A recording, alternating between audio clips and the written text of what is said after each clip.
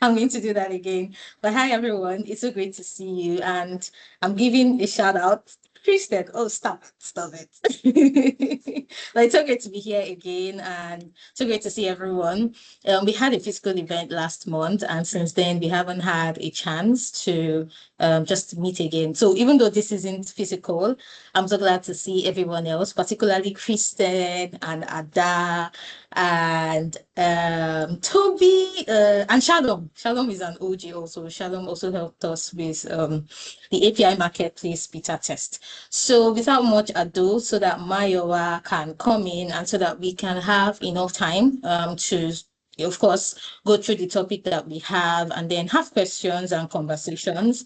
I'm going to get right into it. But two things to note. I'm going to just do a little bit of introduction for why we're here today, what Interswitch Developer Community actually means, a very brief spotlight on two of our products, and then Mayowa is going to share.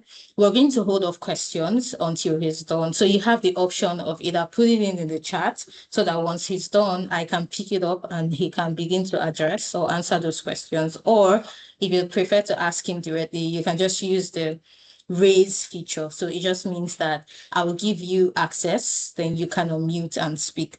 Then when Mayowa is done answering the questions, I felt like we could do something that we haven't done before, which is what I call a contribution. So I'm going to unmute everybody's mics, and then anybody who has an opinion or somebody who has a perspective that will buttress Mayowa's points can also share it. So it's just like a very speed peer sharing or peer learning right on the call, and then we'll call it a day. So this should take within an hour, 10 or 20 minutes, and I'll try to make sure that we do not exceed that time so that we can go on to the rest of our days.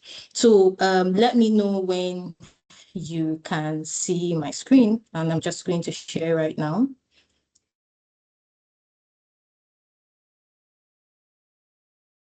Okay.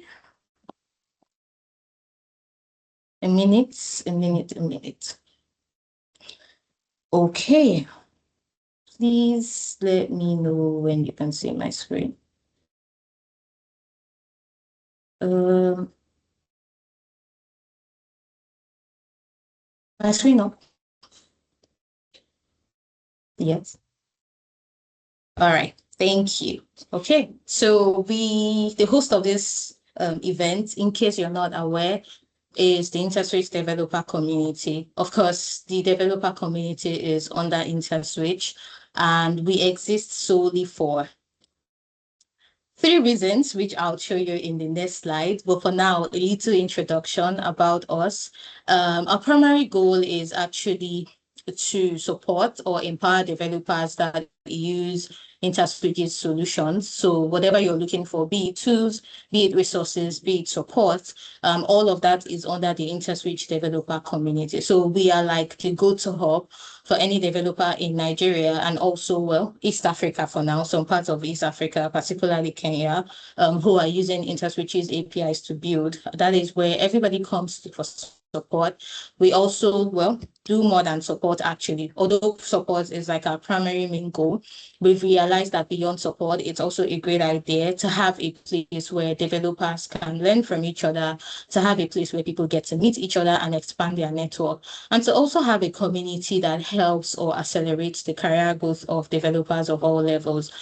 So you can see that beyond support, we have skill building sessions. The one that we're currently having now is one of those. And then also once in a month, we also have something called office hours, where we have a developer from Interswitch once again get on a live call to solve issues that people have and to also show people or take people through how to integrate any of our APIs. So that's also once a month and is usually the last Friday of the month. Unfortunately, we couldn't do that this month, but it's something that we'll do next month. So you should look out for that. And the best way to stay ahead of what we're doing or to know upcoming events, be it physical or be it virtual, is to subscribe to our Luma calendar. So everything that we're doing is on there, and I'm just going to put the link to that in the chat once I'm done. And then the second thing we do is dedicated mentorship. It can be speed mentoring, as you know, just a one-stop thing where we have maybe someone just come address a problem or speak to one problem developers have. And sometimes it could be like a physical event. We're going to have one in September. I'm going to share details at the end of the meeting. But what you need to know for this is that if you need mentorship, which is very pivotal to anybody's career growth, you can get that from IDC. And then we have networking opportunities. Everybody who was in our July session, physical session, can attest to that. You get to meet other people who are like you. And as you know, they say never do life alone. Or I think Arsenal, Liverpool, one of those anyways, says that you would never walk alone. Yes, that's it. And it's also a mantra that we live by. So in the community, you get to meet others at all levels, and you can expand your network. And these are people that you will learn for. And then, of course, access to SDKs and APIs, and then robust support to help you should you need help while doing any of our integrations. Great. Okay, so I talked about the fact that we're going to do a product spotlight. Of course, this meeting is not going to be complete without it. I know that a lot of people know Interswitch for card payments or card services, but not a lot of people know that we have a payment gateway. So this is me introducing everybody on this call to IPG. It's just Interswitch Payment Gateway. Of course, it gives you all the tools and features you need to receive and manage payments on web and then from every other channel or platform. So there's like split payments, one of the features of IPG, split payments, USSD payment, card transfer, and all of that. And then something else that IPG has that not a lot of other payment gateways in Nigeria has is that we process American Express cards. So that's also something to keep in mind when it comes to payment gateway. Of course, the main thing is that should you need to do any integration that will require a payment gateway, then IPG should be your go-to. You can also ask people in the community when it comes to integrations, even if you run into any issues, which is unlikely because our developer tools are up to par. But should you run into issues, we also have robust support that will support you end to end from start till the end of your introduction. Now, also with IPG, Interswitch has introduced something really, really good for developers. So it's our way of, let me use the word, giving back to developers who use or recommend IPG to other merchants or people in their network. So when you use IPG, we'll give you, and you onboard a merchant, so it can be an SME, it can be an organization, it can be an enterprise, whatever kind of business it is. When you onboard a merchant or refer a merchant to retailer business and they use our payment gateway, we're going to give you 5% of our own revenue from every single transaction that merchant you referred to us makes for 5 whole years. So this means that you can bring as many as 10 merchants, you can bring as many as 20 merchants, and the kick and the advantage is that you're getting paid on the side while you focus on other things at work. But I'm also going to share a link to that and more details just before we round up at the end of this call. And then the second to last thing is that we have an API marketplace. It's new. We launched it about, I think, 3 months ago, but we already have customers and developers already using this. So just think of it as a one-stop hub for all the APIs you need. So from compliance to SVAs to payment APIs, you can find all of it on our marketplace. And if you're wondering, hey, how do I even access this or where's the link? Just hold on a little bit. At the end of this, I'm also going to put the link in the chat. I know that is a lot of links, so I'm just going to compile everything together and just put it while Mayowa is teaching or taking us through the session. And then, before I hand it over to Mayowa, just going to do a little bit of introduction so that you can get to know him beyond the virtual screen. So Mayowa was once an IT instructor, so that means that his teaching rodeo did not start from today. And then I think when he realized that he wanted to make money out of this, he actually went to Decagon, to formalize his teaching skills. And then from there on, Mayowa had a stint at UBA and then realized that Interswitch is the one place every single person should work. And so he moved to Interswitch, and yeah, beyond Interswitch, Mayowa is a baker. I've been hounding him to bring a cake to work, but he hasn't agreed. I'm hoping that at the end of this session, you, me, everyone on this call will be able to convince him, maybe to even bring a cake at our next development tour sometime in September. All right. So just to top it up, we have a payment gateway. I'm going to put the link in the chat box. We have an API marketplace, and then we have a community that you should definitely be part of. So I'm going to stop sharing, and then Mayowa is going to take it up from here. All right, Mayowa, are you ready? Okay, so you have the floor.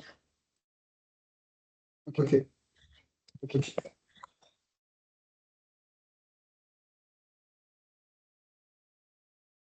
I confirm you can see my screen?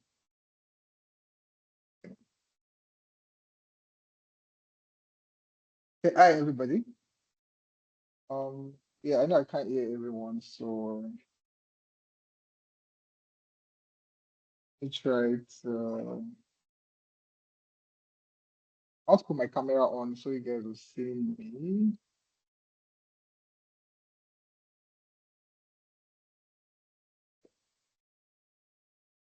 Please confirm you can see me. You can just react. Yes, we can.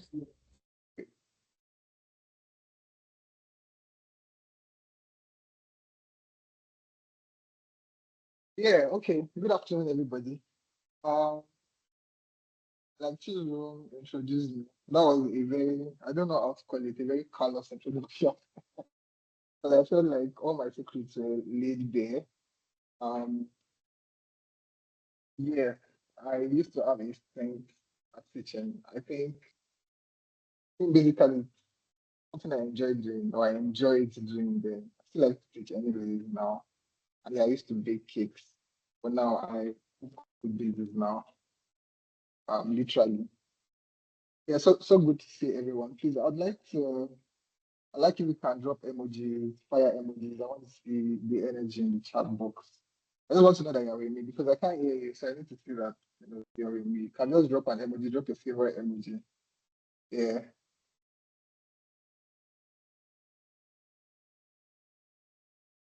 Q. I want to see more people react. Like I just want to see, I want to be sure that you're with me physically. Thank you.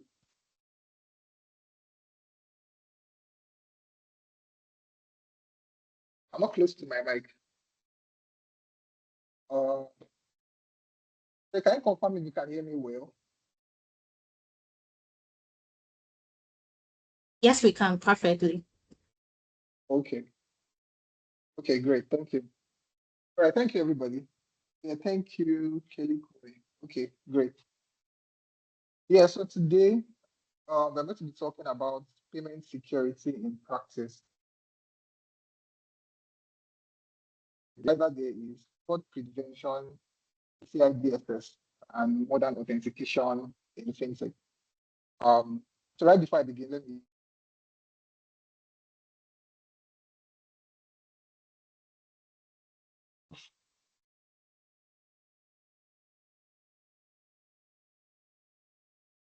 let me formally introduce myself.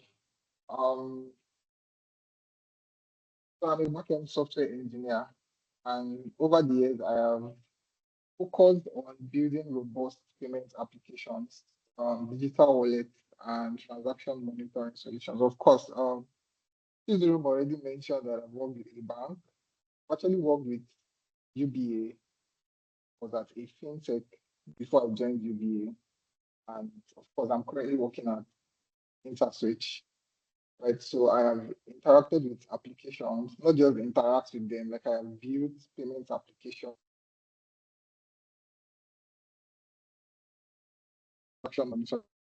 basically.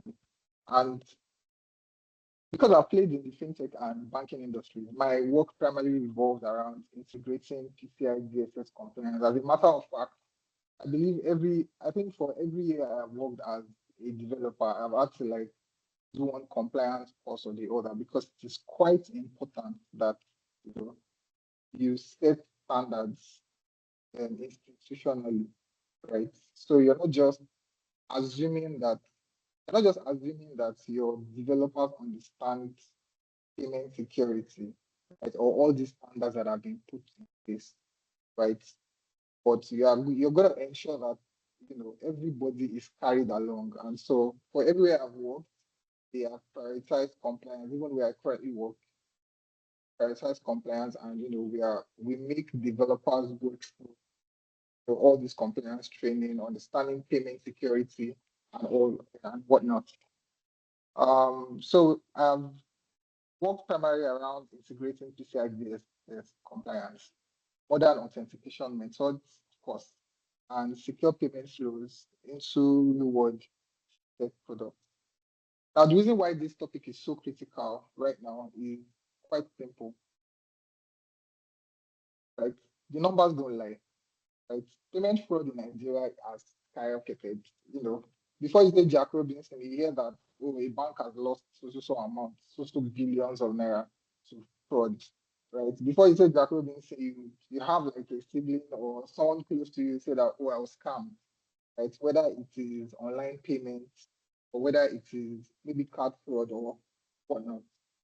So we see around us that payment fraud is not just growing in volume, it is becoming more sophisticated. Now, and as digital adoption explodes across the country, so the sophistication of fraud is also complex. It is getting more sophisticated, basically. So the fraudsters are getting more, you have fraudsters that are even more sophisticated than some developers, if I should say. Right? And this puts us as developers right on the front line. So that means as developers, we have a responsibility, or we have a lot of responsibility on us, right, to be in the front line of preventing all these fraud incidences. Please confirm you can hear me. Someone is saying my voice is breaking. Please can you confirm on the chat whether you can hear me well? Okay. I think you should check your. Okay, great. So this puts all developers on the front line. We can no longer afford to treat security as an afterthought. It's our job to bake security, because I'm a baker. So we bake security directly into the products we build for day one. Like we are security centric. Like we have the mindset of security. So before I proceed with my presentation, I would like to ask in the group chat. Like I just want to get as many feedback as I can get. Please, can you just put your job role in tech? So if you are a project manager, if you are a backend software developer, if you're a front end, if you're a UI UX person, can we just drop on it? Chat box? Yeah, I think QA engineer, that's nice.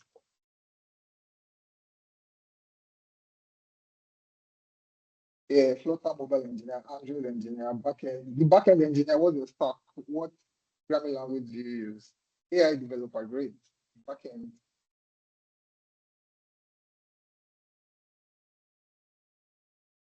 I think nice. Cybersecurity, cloud DevOps, TypeScript, okay. Backend, software. The software developer, are you Bubu like, sorry, are you, do everything? Spring Boot's great. I see Spring Boot, that's nice. Resonates with me. C Sharp, cloud security, Java Spring and Python. My God, I see Node, PHP, Laravel, and that. That's great. Yeah, I see a product manager. Awesome, awesome. So this means that I am interacting with the right set of people because we are in the front line, and when we are designing products, we're not designing these products for I see somebody that is doing everything here. It's like only you are a tech institute yourself. This person that is a full stack developer, web and mobile, AI dev, like only you one do all these things. DevOps, engineer, cybersecurity, automation and quality. Wow, wow, wow, wow. This is an institution. Please, can we celebrate? Fire emoji for him or her. That's an institution right there. Interesting. So now when we build products like this, we really need to have our customers at the back of our mind. And as much as we have user experience in mind, right? we also should have user security in mind. The experience should encompass security because, hey, we are dealing with people's money here. You put yourself in the customer's shoes, right? If I am trusting you with my money, you need to be sure that you have my best interest at heart and you think about how my money moves around securely and I don't have to lose money, right? I'm not thinking about making money and I'm thinking about losing money at the same time. So let's look at the Nigerian payment fraud landscape. So what does fraud look like in Nigeria, basically? So between 2020 and 2024, Nigeria's digital payment industry recorded a sharp rise in fraud losses. So this is the amount that has been lost between 2020 and 2024. So in 2020, we had lost we grew in fraud losses from 11.61 billion naira to 52.26 billion naira in 2024. So in 2024, Nigerians lost 52.26 billion to fraud. And this is according to data from the Nigerian Interbank Settlement System, basically NIBS. And conversely, so even though the fraud losses grew, that's the amount, the number of fraud cases that were reported declined. So let's say for a good reason, orientation and information that is spread around about fraud and education sensitization about fraud has kind of reduced the frequency or the number of fraud cases. But nevertheless, the volume or the amount of money that has been lost over the year from 2020 to 2024 has actually increased drastically. So this finding emphasize the need not only to design financial platforms. So if you're a UI UX engineer, you're not just thinking about, oh, my wireframe must be very beautiful, it must be catchy, must be fine. As an AI engineer, you're not just thinking about, oh, I need to put in features where my customers can interact seamlessly. You should also think security. Just have it at the back of your mind that people have lost money using payment platforms, and we have to.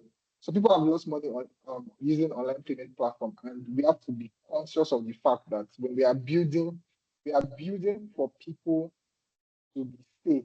We are building to ensure that people can safely transact on our software applications. So what are the common fraud patterns in Nigeria? Right? An analysis of fraud trends in Q3 2023 and Q1 2024 highlight 6 major channels targeted by financial criminals. I know this involves mobile, the web, POS, the point of sale, internet banking, e-commerce, and ATM. However, these are common fraud patterns in Nigeria, right? First one is identity theft. So a scammer steals your personal information to commit fraud. So they can open credit accounts in your name. They can make unauthorized purchases using your details or filing fake tax returns, basically, right?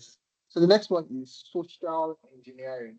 And this social engineering is very common. A lot of people fall for it in Nigeria, right? So basically, a fraudster manipulates individuals into divulging confidential information by exploiting trust or fear. So I remember a very simple story. It's a very funny story actually. During COVID, right? I was going to the ATM to withdraw cash, and during COVID, we had the government come out to say that, oh, there is palliative or there are funds that they are giving out, and then they had spread a lot of messages to people. And this woman had divulged details because they asked for sensitive information, right? Claiming that they are going to fund our account, right? And in request to get money back because these social engineers, the word social engineers, they understand society, they understand the norms, they understand what is going on at the moment, right?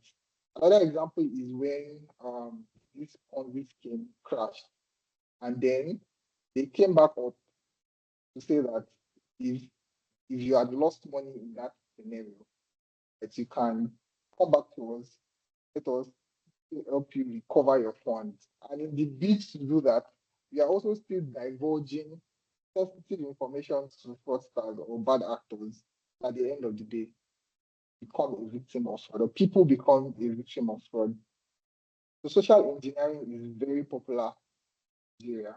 Basically, they pretend the fraudsters just pretend like authority figure, like the government, the people in government, or they pretend like co-workers, family members in need of urgent assistance. So you get people just come to you on, get people come to you on WhatsApp and say that, oh, they've asked into maybe someone else's, maybe someone very close to you, and then greet you and say, hey, hello, how are you doing? Blah, blah, blah, like that. And they say, oh, please, can you help me do this? Or can I quickly use your card details for this transaction?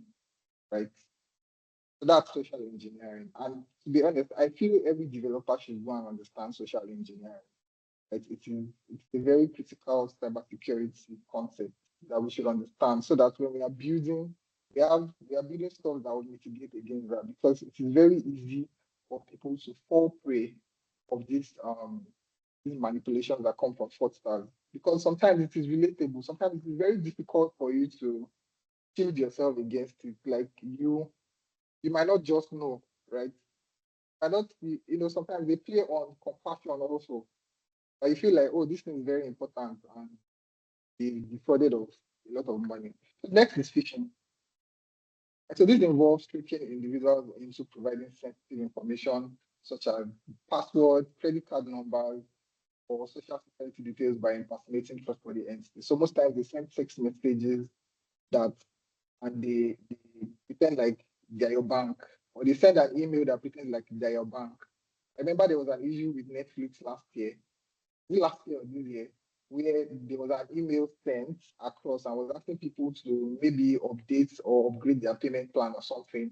Because it is Netflix, everybody knows that when you want to subscribe to Netflix, right, you probably put in your payment details, right? And a couple of people, but I think Netflix had put that on point. And that's why it is also important to have fraud monitoring. That's part of what we are going to talk about. So I think Netflix caught wind of that and they quickly sent out a disclaimer that, oh, not asking you for payment details, oh, right?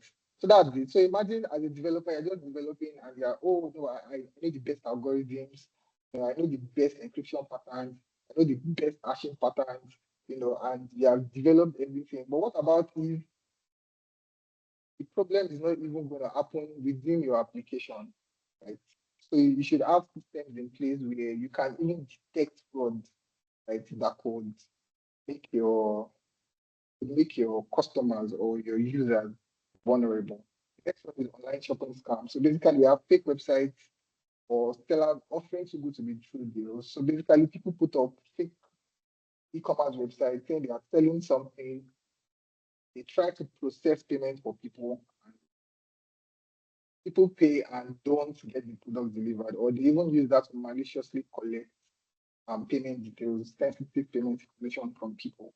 The next one is investment scam. This is very, very popular in Nigeria. And I think every time there's one new investment scam, one new MLM or Ponzi scheme, a lot of people are lured into that, right? So these are common fraud patterns in Nigeria.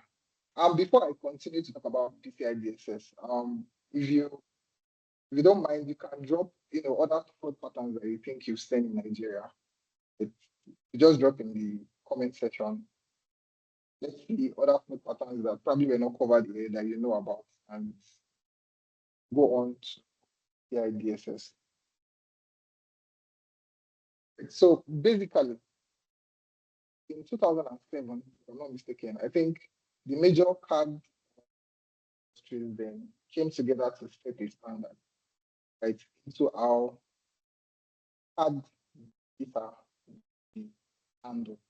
They wanted our standard to be across board. So basically, we had Visa, we had MasterCard, we had American Express, we had JBC, an international payment company in Japan, and Discovery, right? So they came up with this standard to ensure that anybody that is designing a payment infrastructure has to abide by this. Because that way, we are making, thank you very much. So by that way, we are making payment industry safe. So let me just make this there, right? We have seen a pattern in Nigeria where people come out and they do Ponzi, right? We have seen The latest one is Fibex. I've seen Rakstali, I've seen some other Ponzi schemes, and generally everybody is wary of. I can say that to a very large extent it has dropped. I'm not saying that people still don't fall prey for it, but it has dropped. And why is that? Because they have seen a pattern over time that these guys are not trustworthy. And so these big giants in the payment industry came together to say, if we don't form a standard by ourselves, they would have bad actors to come in to catch in on this industry. And then even the people that are legit fall prey of this mistrust from the general public. There was a need to there was a need to establish public trust, and so they had to set the standard. So basically, what is PCI-DSS? So it is the full meaning, of course, is Payment Card Industry Data Security Standard. So it is just a standard for how data is secured in the payment card industry, basically. So it was developed to encourage and enhance payment account data security, facilitate broad adoption of consistent data security measures globally. So that means the way a Visa, as strong as they are, or as big as they are, a MasterCard as big as they are, the way they will handle your data, right? I think you can trust them to a large extent. If there is any other person, if there's any other payment security outfit or institution, maybe in Nigeria or maybe in Kenya, right? They also will abide by the same standards. So you're sure that at least my data is secured. Because I don't know if you have wondered, sometimes you use some of these logistics app, or you use some platforms where they ask for your card details and they say, let us save it. Sometimes they say save it. And sometimes you worry that why is this person asking me to save my details with them? Right? The reason why you can even trust to do that is because they themselves have abided by this. So this standard serves as a guard, right, in the digital payment industry. It provides a baseline of technical operational requirements designed with account data, while specifically designed to focus on the environment, payment accounts. PCI-DSS can also be used to protect against threats, secure other elements in the payment ecosystem. So there are 6 principal PCI-DSS requirements. The first one is build and maintain a secure network. And so it is very important to build a secure network. Right? So that means I know I saw someone with cloud DevOps skills, basically, and every other person. So there's something I really want to note, right? Because I'm speaking to technical people, like developers. It's very important that we have an holistic understanding of the entire software development lifecycle. So the fact that a backend does not mean you shouldn't understand what a front-end designer does. Because by the time you understand what a front-end designer does, when you are releasing APIs for them to use, we'll not be having the back and forth that happens between front-end designers and back-end designers. Because as a back-end designer, you understand that, okay, I'm designing this thing for a front-end person, and the person is going to integrate with my APIs. So how am I going to make it easy for the person to access data? Right. So that being said, fact that you are front end and back end, you should also understand network. Even though you might not, because I know most companies already have compartmentalized all these things where you have the network team, you have the security, cyber security team, you have the DevOps, you have the engineering team, and all of that compartmentalized. But it is important to have this understanding. I had an incident at one of my companies where I just built this product. It was a new product. I worked on the back end, basically solely, and we worked with one other vendor to work on it. Like we literally released the solution today.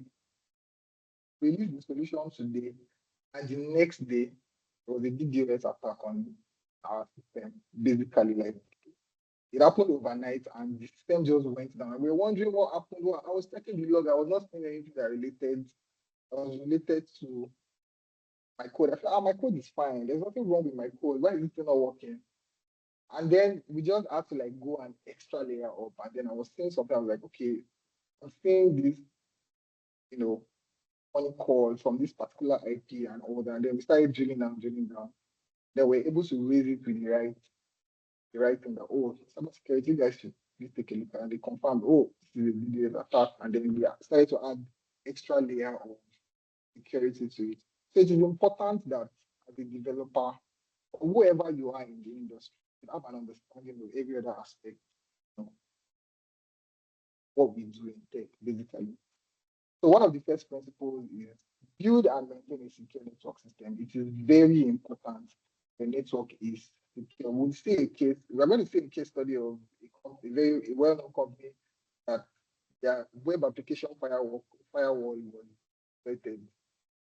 And it was not just exploited, right? It is one thing for me to gain access into your network, like your internal network. If I gain access into your internal network, it's possible that I cannot leave the specific subnet that I have, for example. Imagine when somebody gains access to your network, comes into a subnet, and they can jump from one subnet to another subnet, and they can jump from one, let me use cloud this thing, one network, and jump from one subnet to another subnet. So let's say you have a VPC, and so the person can jump from one subnet to another subnet. There is no form of access control or network security control. That is bad design. I want to believe that we don't work in companies like that, or we don't develop systems like that. But one of the requirements that PCI-DSS warrants is that we build secure network systems. Then the next one is you protect account data. So basically, you have card holders, and you want to ensure that their data is secured. So you have strong cryptography when you're doing encryption. You're encrypting in transit, right? That's your TLS and SSL, and you are encrypting on rest, at rest, sorry. The next one is maintain a vulnerability management program. So it's important that, so, you can assume that you have done everything right, but you don't need to trust yourself that much, right? And that's why we have maker checkers, right? If somebody builds something, let somebody else check, and you can automate that process. Right? You can have a software do a vulnerability scan. You can have a system or a software that scans your network system, your softwares, and everything for vulnerabilities. So it is a PCI-DSS requirement. The next one is strong access control measures, right? Not every system should have access to every system, right? There is a principle of least privilege, basically. So you should only have access as a developer, right? A developer should only have access to systems where he or she plays. Right? And the importance of that is that, for example, your local PC can also be compromised, right? When we are talking about security, we're not just talking about the software system itself. Even your local PC, your workstation where you're working from can be compromised. It can be compromised physically or spiritually, sorry. It can be compromised physically or even virtually, right? So it can be compromised virtually in the sense that someone can gain access to your system, or hack into your system, or someone can have physical access into your system. Maybe some people are very careless. You have your work PC and people have access to it, then they want to do something malicious with your physical PC. So in that case, if you are a developer where you have total access to everything, every resource, then that's a problem. That's fire. That's a real problem, basically. That's a serious problem. Spiritual, but it could be a spiritual compromise, right? So, that was a joke anyway. It's possible that if someone has access to your physical PC, virtually the person gives access to your PC, and you have limited access to every resource they are working with, there is no form of access control, there is a problem, right? Because that means that the person will be able to access your system just from your end. In fact, there is a real life example to that. I can't remember it. I think it's a bank in Asia, right? Basically, they sent phishing emails to co-workers, and some of them fell for it. And then, in fact, as a matter of fact, these hackers were in their system for months because they had gained access to one person and they were just waiting. they were waiting for vulnerabilities, and then they jumped from one person's laptop to another person. Lab. For example, banks, for example, they use closed network, basically. They are more strict with their network policies and their systems. So months, I'm not looking, I can't remember right now, but it's it's probably one of the biggest eyes, right? It's one of the biggest eyes that was recorded.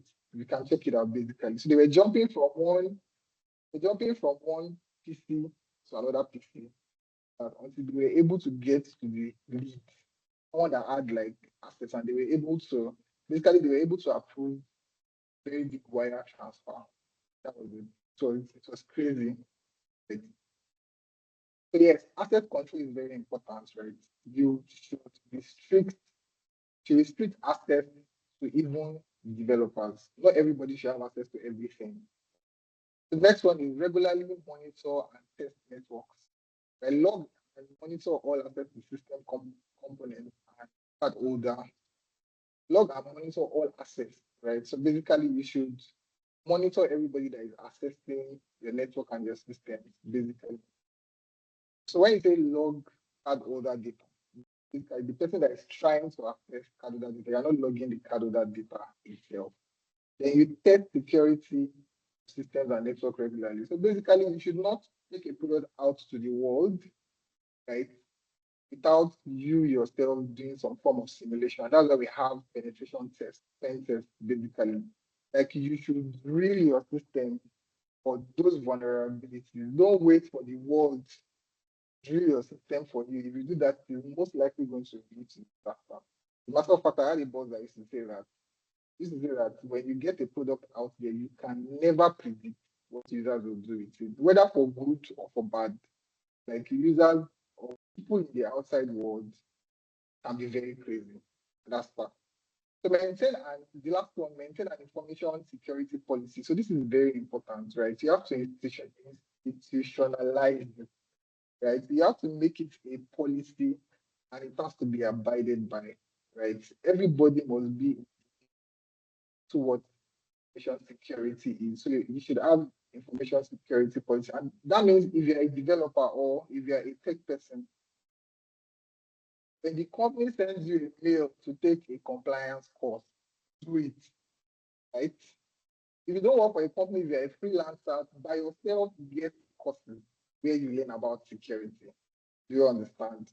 Let us take this responsibility by ourselves. So let me go over the principles, the requirements for PCI-DSS. So one, build and maintain a secure network and systems. Secure network systems, protect account data, maintain a vulnerability management program, implement strong access control measure, regularly monitor and test networks, and maintain an information security. So let us drill it down. So let's say you are building a payment, you're building a payment infrastructure, right?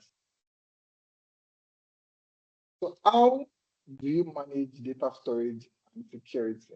Because basically we are dealing with a card holder's data.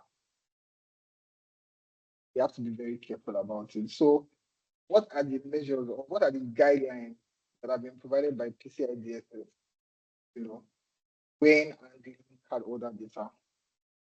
So what you can't store. So you can't store sensitive authentication data, right? Like the full magnetic stripe data. So basically, most times, I don't think people use the magnetic stripes again. I think what we use now is the card with chips in them, right? Or people that use NFC, right? But in the case where there is something like this, you don't store it. So every sensitive authentication data by the card, like your CVV, your PIN, they are not meant to store it, whether encrypted or not. Should not store the CVV, should not store the stripe data.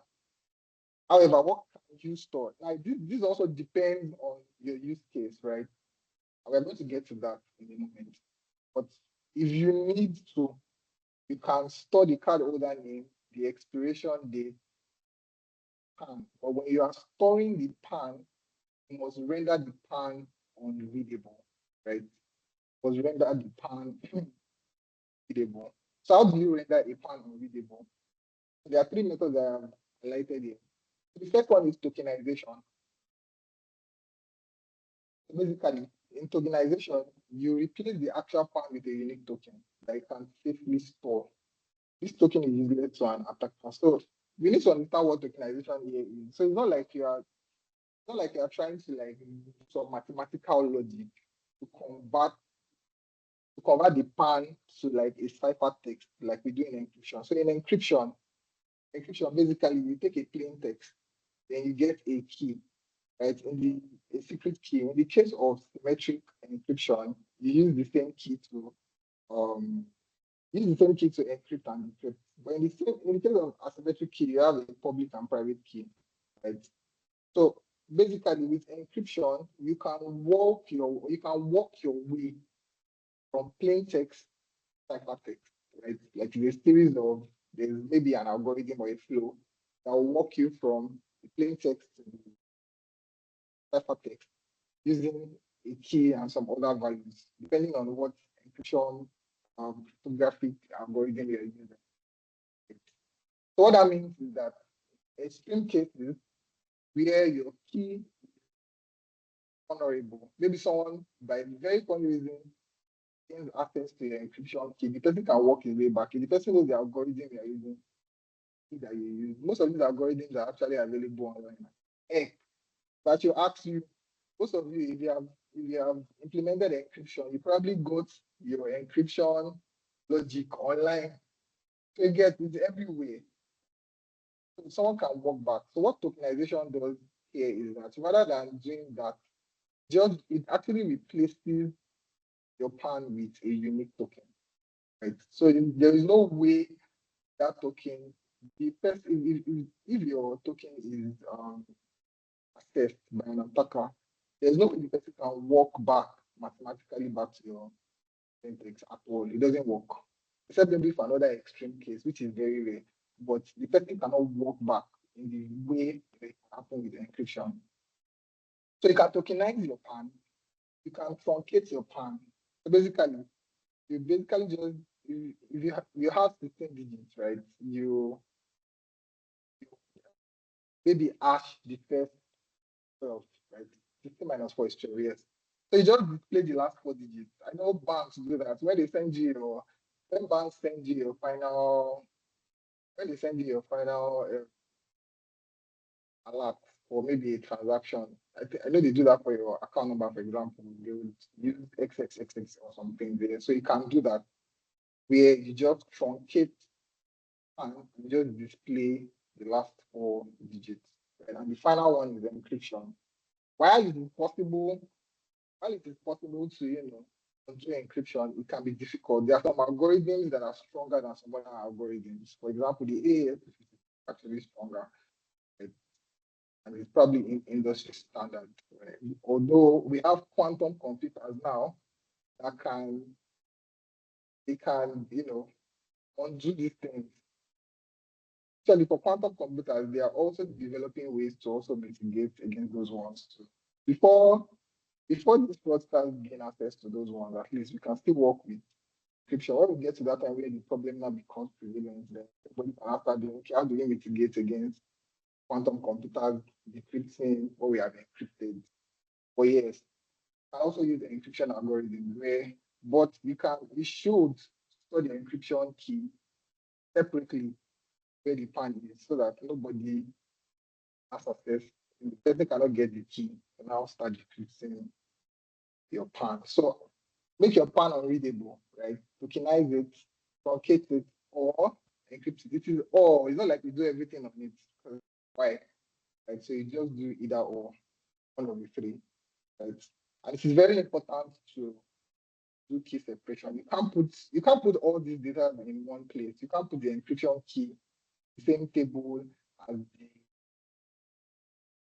encrypted PAN because you are trying to save space or whatever, right? You have to separate it so that you make the vector of attack very wide. So if somebody has access to one database, you ensure that at least just that one database. It's not really easy to hack systems that way, right? So that the person doesn't just get everything he needs one breath. And one thing that does is that if you have a very good fraud monitoring system, even if you have been attacked, right, if you detect it early, you can quickly shut the person out, right, before he now starts making his way.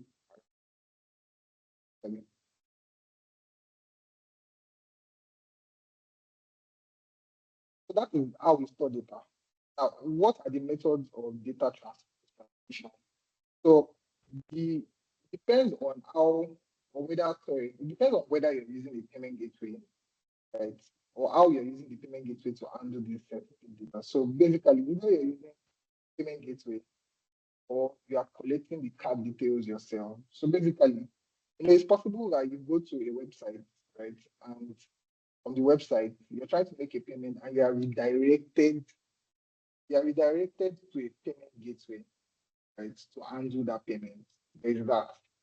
Or you yourself can act as if you are the one processing the payment, even though you are not the one really processing the payment, right? You could be calling the API of a payment gateway under the hood. But that would mean that you are the one collecting the card details, right? And so we have two different compliance, PCI compliance bodies here, right? So in the case where you are redirecting people from the system to the payment gateway system, right? You don't have too much burden on you because you're not the one collecting the PAN, not the one collecting CVV or the PIN, right? For any reason. All you just do is let's say what you have is e-commerce sites, right?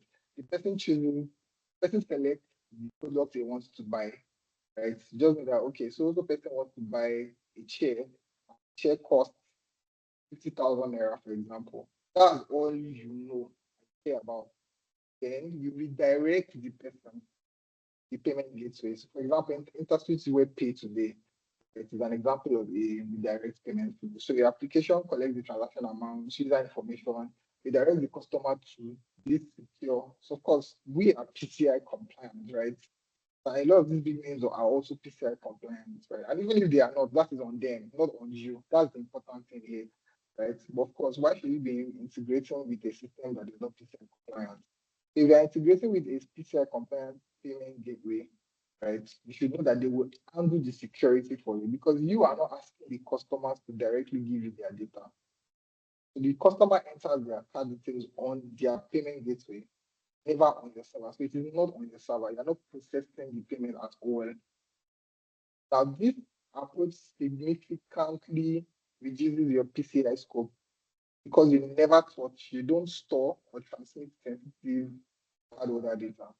You only receive a confirmation of successful payment. So when they do that, you wait for a confirmation. Once you get the confirmation, you tell the user that oh, payment has been confirmed. The person gets value, and then you get settled later.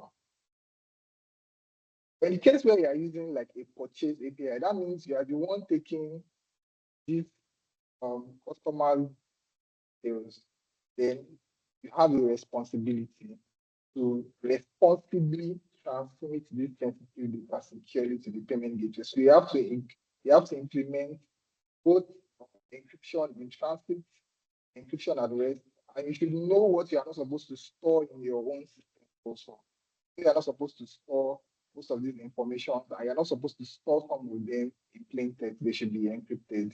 And you also need to do some form of validation yourself so that you're not open to like SQL attacks or SQL injection.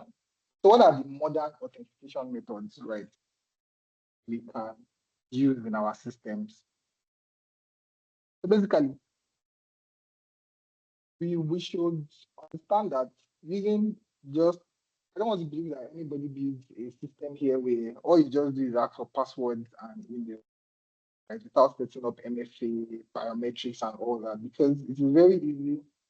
It's very easy to do brute force attack and then open up to all the security vulnerabilities. So let's just look at these few methods where implement modern authentication. So the first one is device fingerprinting. So basically, what you're doing is you are creating a unique fingerprint for your device. So basically, you can use the operating system and just get something that is unique to that device, right? And you keep that. so that you prevent unauthorized access even if the credentials are stolen. So let's take, for example, somebody is always making transactions from an iPhone 17. iPhone 17. How am I being futuristic? Let's someone is making like a payment from an Android, for example. Yeah, we should be able to make it available.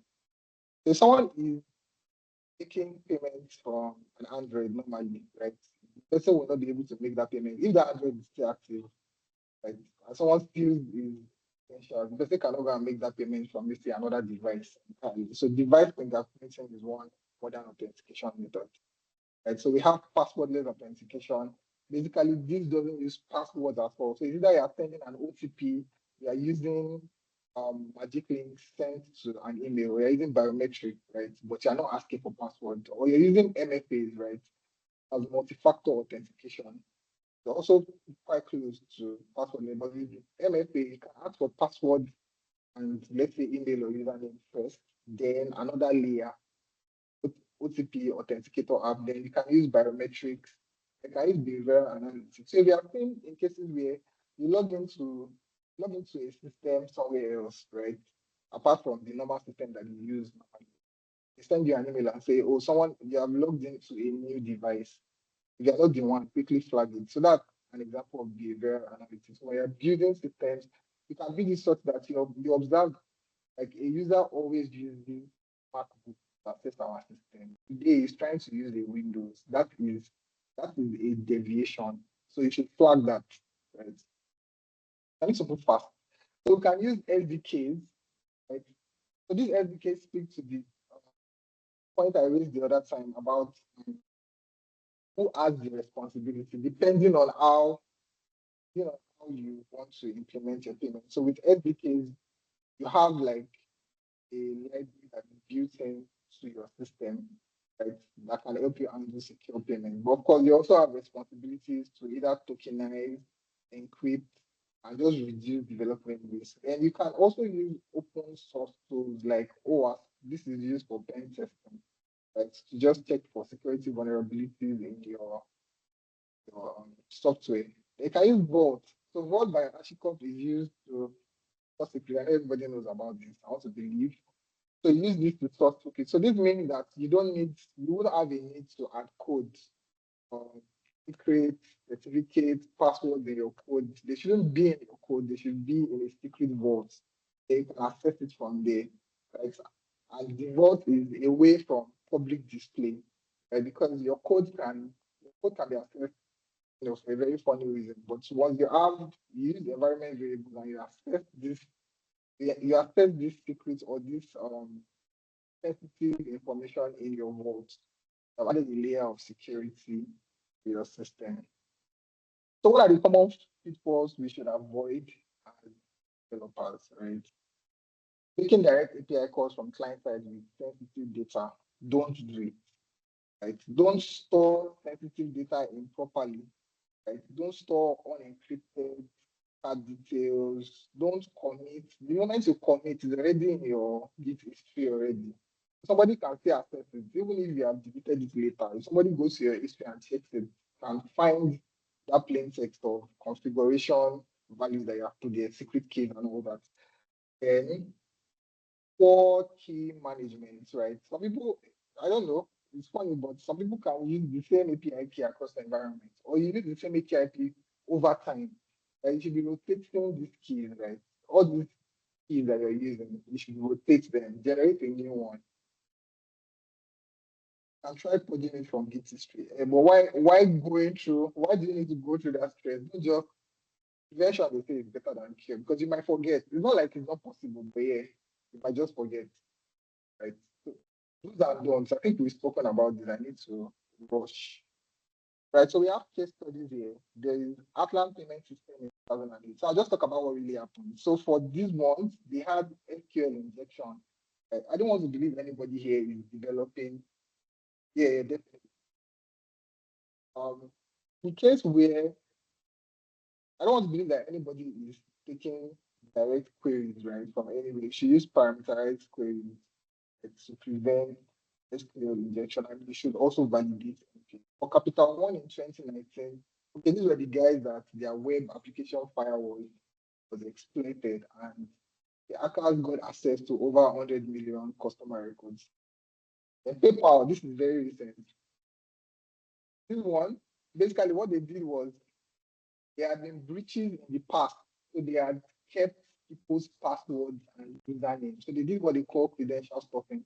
So credential stuffing is basically you have the password and the email. It's not brute force. Brute force just tries random nice strings. Like you just use a system to generate random strings and then they bombard the system. But in this case, they had actual passwords and email that they had gotten from previous breaches. And because some people like to use the same password across different systems, they just did like this credential stuffing attack and they were able to acquire 35,000 customer accounts were affected. They were able to use this to like gain access to people and all that. And PayPal actually paid for this. I think this year they have to settle close to $2 million on just this simple mistake. And how could they have prevented it? They could have just used multi-factor authentication. Because then you're not just gaining access to the system by just imputing email password. So we've spoken about best practice for developers. I think we've spoken about that threat modeling, do your pen test, find out what are the other places where like think like an hacker yourself, right? How do I like cybersecurity? People that do cyber, I really like them because they think like I wanted to say they think like criminals. But basically, for you to catch a criminal, you have to think like a criminal. So you come and every time I interact with a cybersecurity person, and then the person shows me that, oh, look at how look at how this could be exploited. I'm like, wow, thank you very much for sharing. And for me, that helps me be a better developer next time. It makes me more, security centric. The principle of least privilege, like I said, access control. Give your application and database users only minimum least privilege. Don't give anybody a privilege the person doesn't need. Validate your input to prevent SQL and SQL injection attack. Use prepared statements, handle error gracefully. So finally, we need to operate compliance to our systems, right? If you're not working with a team, if you're a freelancer or if you're part of a team, right, you must make sure that you sensitize yourself or sensitize your team or everybody sensitize themselves, right? Just ensure that there is continuous training and awareness. And then there is also continuous compliance monitoring. So you must ensure that you have automated systems in place to check for vulnerabilities as libraries and dependencies that are already out of date, exploited, right? Check, you put this in CI/CD pipeline, go through your code, check, there are softwares that can go through your code and see if you have actually put maybe a security key or all that. So you put those things in place and make them automated because sometimes human error can overlook most of these things and then it becomes too costly. And the last thing I need to talk about is team awareness. So make sure that security is a team effort. Conduct regular workshops, training sessions on common vulnerabilities and secure coding practice. If you're part of a team, you can have a security champion, someone that you go-to person for security questions and all this whatnot. Then make security a mandatory part of every code review. So when you're doing code review, if you're reviewing someone else's code, and you should ensure that the person is compliant in the sense of security. We're not just looking at correctness, we're not just looking at clean code, we are also looking at security. Is this person compliant in terms of the implementation and security, physically? And I believe that will bring implementation. All right. Thank you so much, ma'am. That was really, really in-depth. Thank you for taking our time to go through everyone. Thank you so much. All right. So we're going to take just 2 questions. We're 7 minutes behind. So if you have any question, you can put it in the chat. That's the first option. Then the second option is to use the raise feature. So the feature that has the hands, of course, if you prefer to ask yourself. So we're just going to do that in 5 minutes. So just one question per person. All right.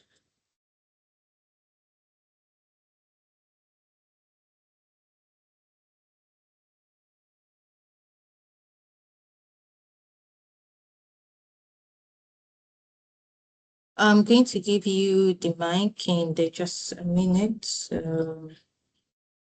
Okay, so you can unmute now and speak. Okay, There you can unmute and speak. Yeah. all right. Yeah, thank you very much.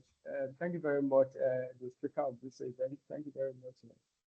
I'm very grateful for this level of exposure. I have just two questions, sir, and I'll make them very brief.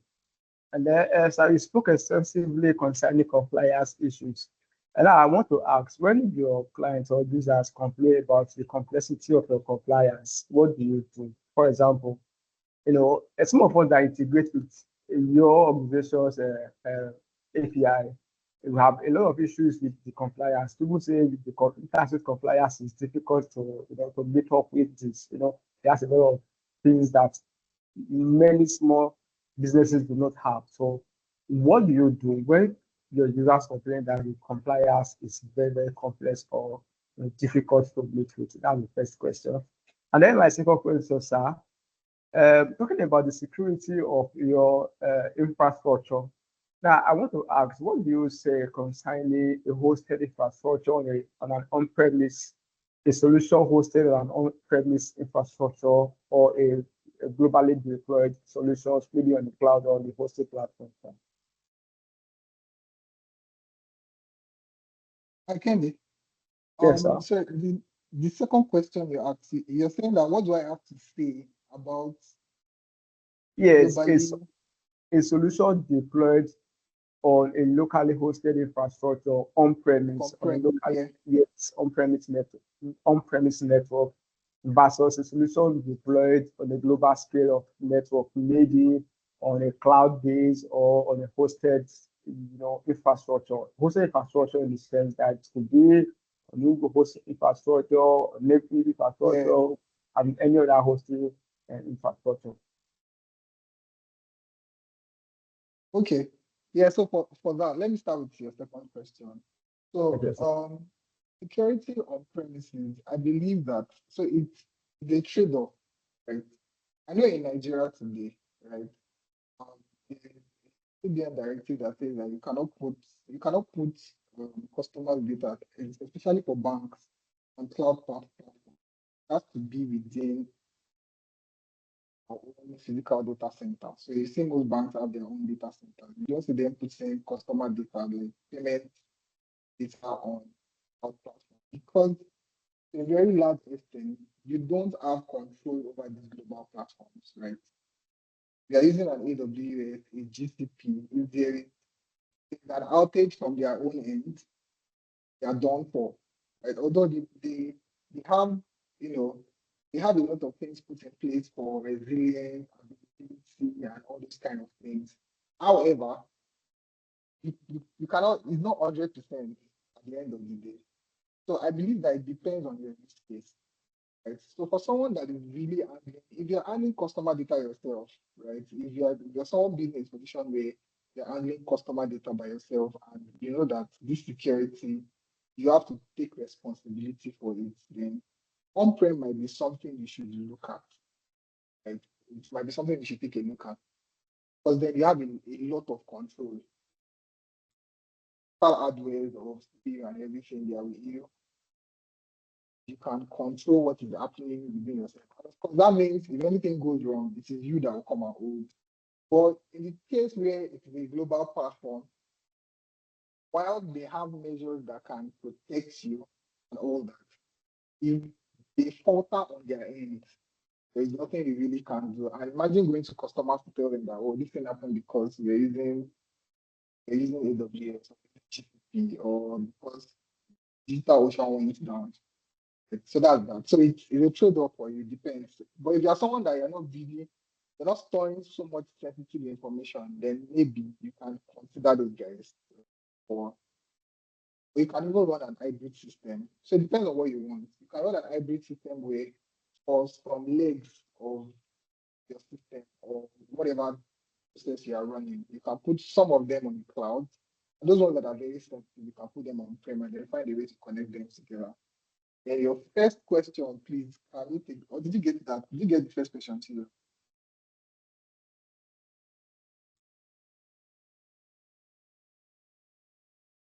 I think he was asking something around compliance. I think when you have Okay, like yes, so many yes, compliance hooks and customers or people complain about it, I think what you should yeah. do. Yeah. So because we cannot trade off, we can't do any trade-off for compliance, to be honest. I remember I met Yeah. someone at the last meet that we had, right? The person was saying, oh, there's a lot of things that we do that and all that. I sincerely wanted to meet someone, right? A business person. I spoke to the person that, okay, this thing that we do in Interswitch and all that. She was like, no, there's no way. And these things they are sacrosanct. But you will be penalized if BN finds out that you're not doing all these things. So it is regulatory. So the best we can do, or you can do, is you need to educate these people, make them Yeah. understand how important these things is. And cite examples, right? Just cite examples and say, oh, this and this, right?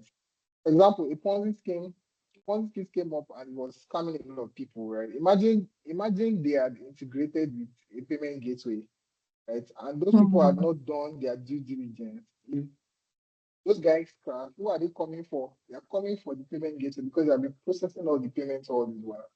And so it is important, it is very, very, very important because you need to protect yourself against money laundering, terrorism, financing, a lot of dangerous things out there. So compliance is there is no negotiating that. It's Yeah. just to explain that, okay, these things are just so important, basically. I don't know if I've answered your question, can you? Yes, I'm good. Thank you very much, Mr. Oluwamayowa. Thank you. I'm Thank you good. very much. Thank you. Okay, we're about to round up, and I think I saw Kristen's hand. So, Kristen, one question in 1 minute. Shoot, so we can just round up. One question in 1 minute. I'm just going to give you access. So you can only just ask one. So just think of, on the scale of preference, the most important question that you want to ask in just a minute. Okay. You can go Yeah. while giving you access. So I'll just take that. Can you hear me, please? Yeah, I can. Yeah, clearly. So I'll just overturn that to you. So I have questions in the chat, so you can just choose to answer any of them. That's fine with me. Any of them is fine. Oh, okay, okay. Yeah, you could. Okay. Rapid draw. Last question. You said, is it Anyone. possible to take care? Can you hear me? Yes, clearly. Please go on. Okay. So for your last question, I like it. You said, is it possible to Yeah. take care of all your risk surfaced by yourself? Or should we trust certified providers in our systems? Right? So the question is, I would say that you should be responsible for your risk surface. But when you say that, is it possible to take care of all your risks? So I think it depends on the quality of resource that you have. That's my answer. Right? So if you know you have, it's a very funny thing to say. But if you have people that you know that they can come up with crazy features, like let's say, for example, if you want to implement fingerprint authentication, for example, you probably use an external library. Right? So depends. If you have the resource to build a lot of these security tools from scratch, right, you can do that. In most cases, you most probably don't. So you have to rely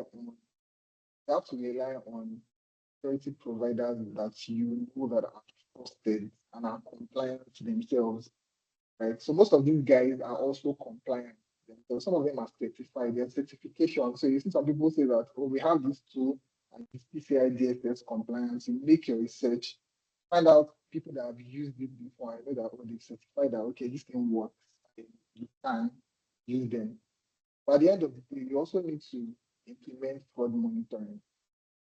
Because in the case where any of these your solutions fail, you want to be able to know as fast as possible so that you can shut things down first and start thinking of what to do next, and then you reduce the amount of loss that happens. I don't know if that answers that question. Yes, it does. Yes, it does. Thank you. I have a lot of Okay. questions. It's like as you're answering, more is just pouring, right? But Yeah. yeah. Chizurum, I have a suggestion in the chat, so you can just look at that. Yeah, I'm just reading through. Thank you. Oh, having a security roundtable, that can be arranged. Definitely. Thank you so much, Mayowa. Thank you for answering the question and for spending time with us. So we are way behind time. So I'm just going to do just one or two reminders. And then for Henry, who is asking if there will be a recording, yes, we record all of our sessions and you can catch up or go watch them on YouTube. I just put the link in the chat. So that of today will be made available by Monday. And then for Christian suggestions, we're always open to that. It's something that we'll think through. And then, of course, just let everybody know if that's something that we want to do. But in the meantime, we have a physical thing in September, but this time we're not meeting at Interswitch. So it's just a coffee conversation over the weekend. And I'll share more details about that, of course, on Luma and then in the community. But I'll try to see if I can pull in our divisional head of engineering. And we're just going to have limited slots once again. So as soon as registration is up, I'll be sure to inform everyone. But if you're just joining, you can go through the chats. There's a pinned chat right there. Contains the link if you want to look through our documentation for our payment gateway, or you're curious about our API marketplace and how it works. Those links will help you get started. And then it also contains a link to join our community. We're on Slack and the community is open and free for everyone. And we actually have like great conversations right there, if I do say so myself. And then there's a YouTube link if you need to catch up on other sessions that we've had. We've had PM sessions in, if I remember now, data elements and card payments. I can't even remember. Then bit and bytes of payments. I think that was in March. We've had pretty good conversations. And we've also had like AME sessions where all we did was just have like a conversation, similar to Kristen's suggestion on having a roundtable discussion. But in the meantime, again, just check the pinned chat. I'm just going to put it in right after again. And then you can click on the YouTube link. Please subscribe if you will, so that you can also catch up on this on Monday. And then for everyone who wants the slide, it's also going to be shared in the community either today or on Monday also. Actually on Monday when we upload the session. I think that's all for today. We've spent most of our time, but I also put an email in the chat. If you want to reach out to us, you probably want to talk to us personally about our solutions or some sort of customization for you or your business or your organization, or just something you're curious about, or some sort of partnership or collaboration. We are always open to that. Just shoot us an email and we'll take it from there. All right. Thank you so much, everybody. Thank you, Mayowa, once again for being our guest today. We hope to have you back definitely before the year ends. We hope to have you back with us today sometime this year again. All right. So I'm going to share a link to the developer community. But in the meantime, bye everyone, and see you physically in September. You shouldn't miss out. It's going to be the absolute best, I promise. Thank you so much, everyone, and enjoy the rest of your day. Bye.